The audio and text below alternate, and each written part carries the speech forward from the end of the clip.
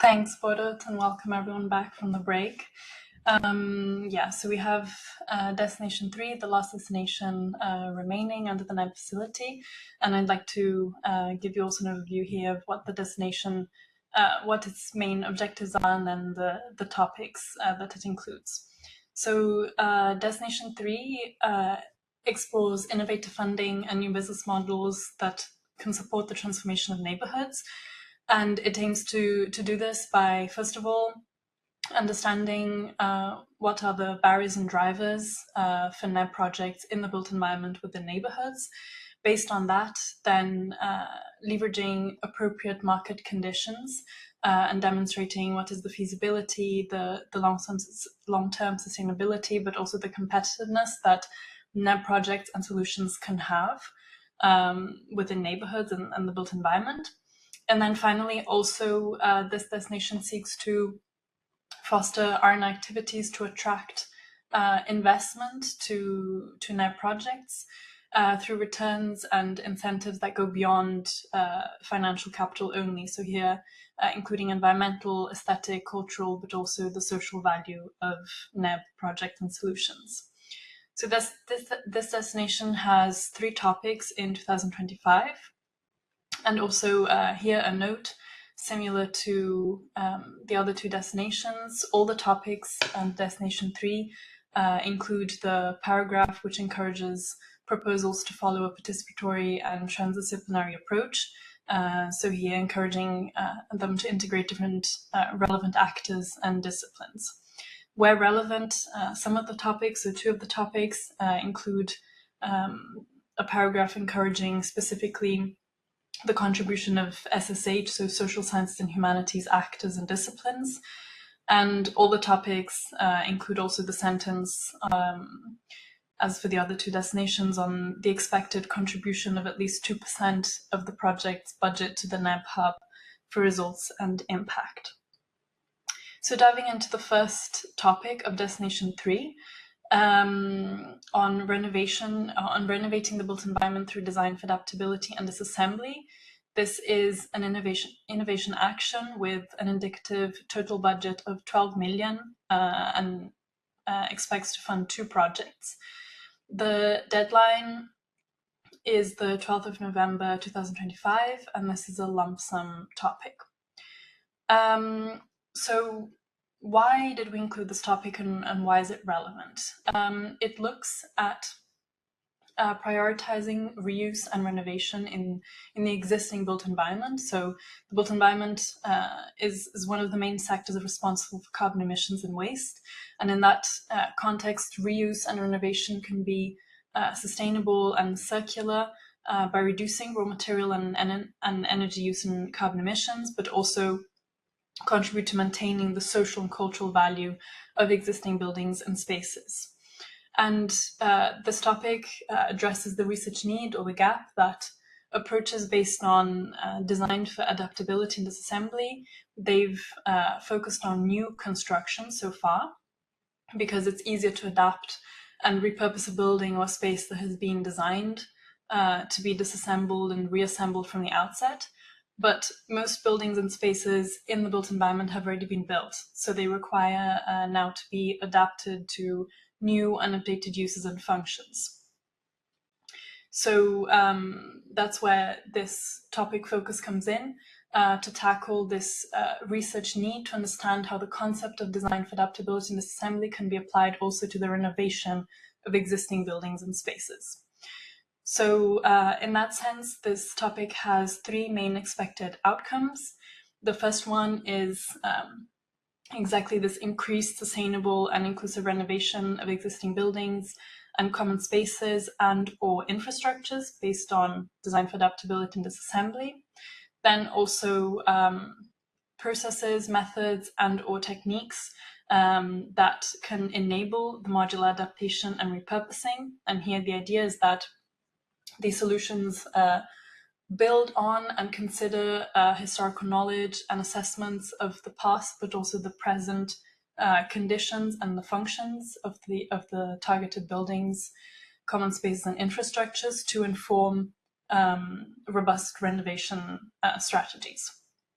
And the last expected outcome is that public authorities, investors, construction project owners and developers, but also actors from the neighborhoods have access to scientific evidence of the different impacts, so ranging from economic, environmental, but also social and regulatory impacts, and that they understand what is the business case to use design for adaptability and disassembly for renovation compared to conventional renovation processes.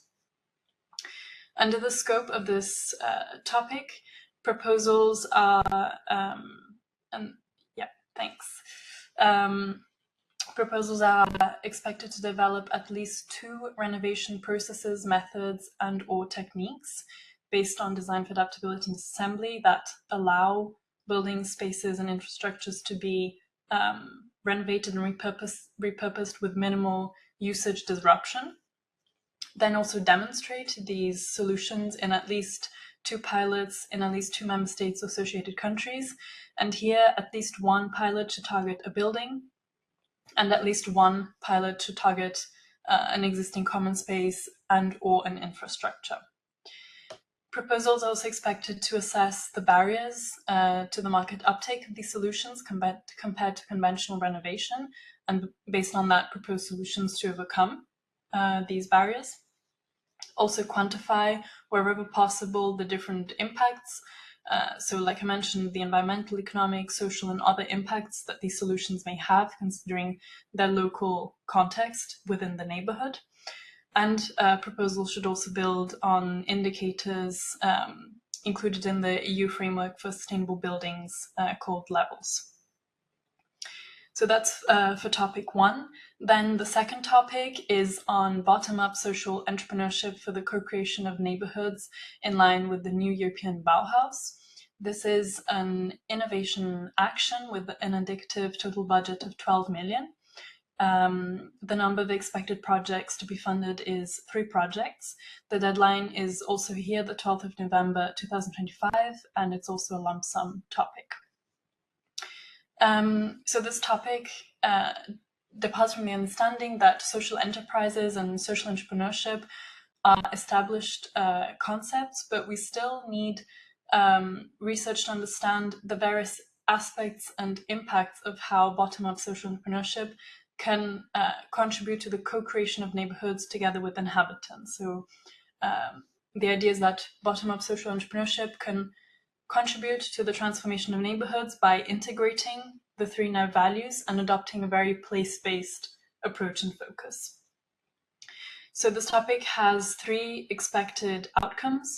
The first one being new scientific evidence of how bottom-up social entrepreneurship can shape and contribute to the co-creation of neighborhoods in line with the NEB values.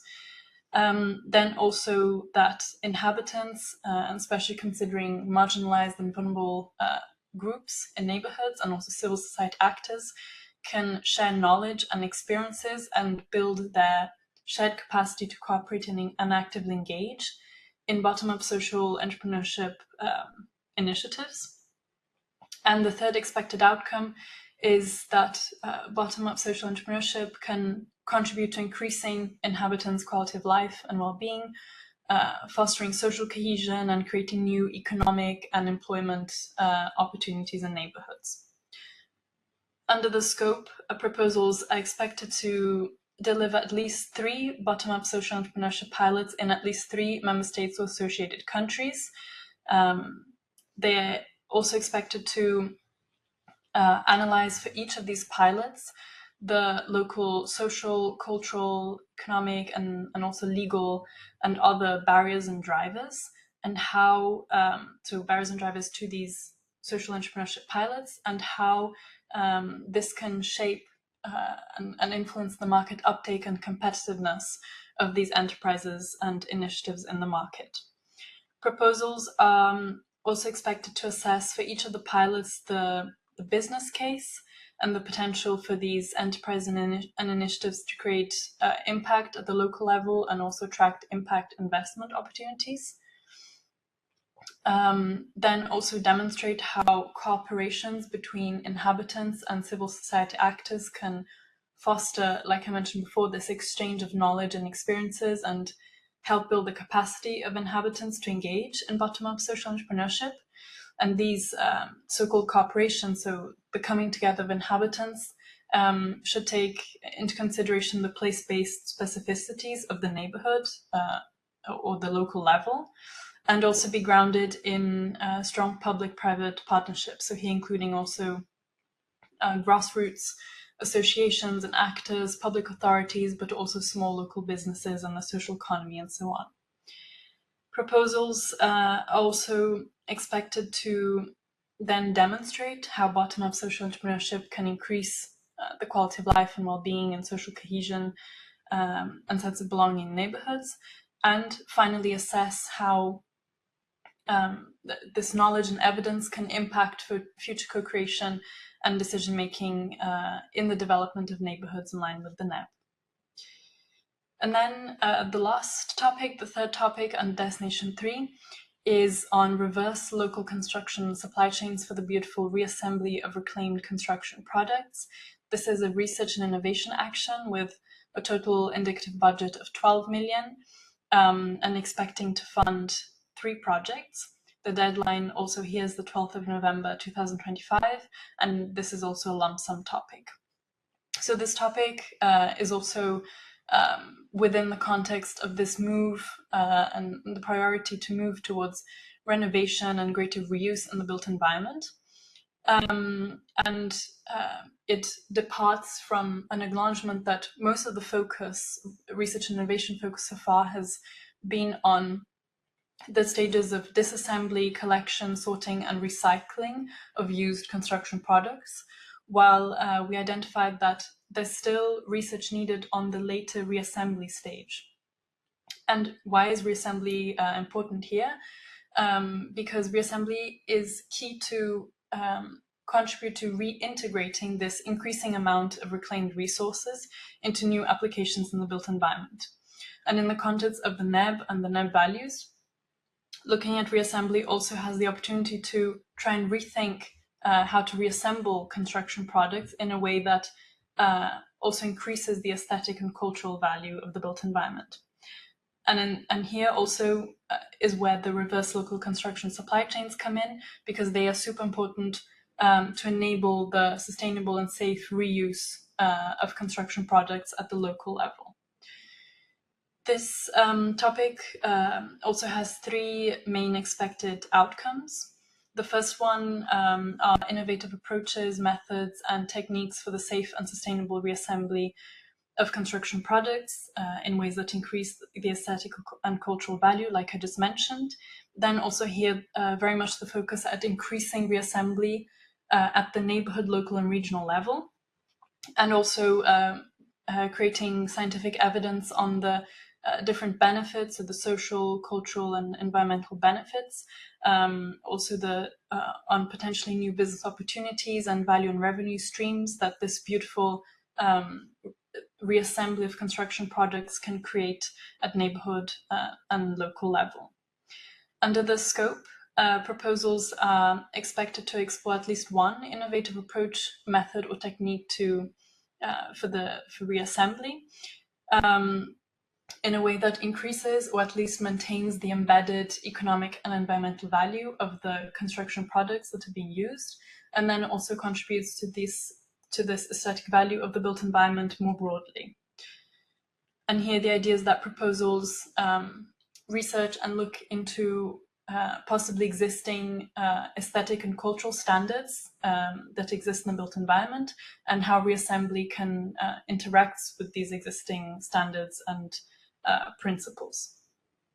Then the solutions should also consider the environmental footprint, but also the availability of these construction products at neighborhood, local, and regional levels. So here the idea is that the products that are reclaimed at the local level are also reused and reassembled at the local level.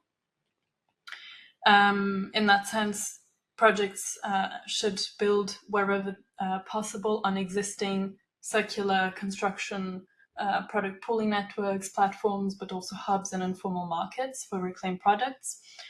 And finally, validate how the solution or the solutions can create new value, revenue streams, and business opportunities. And here also building very much on existing research in the field.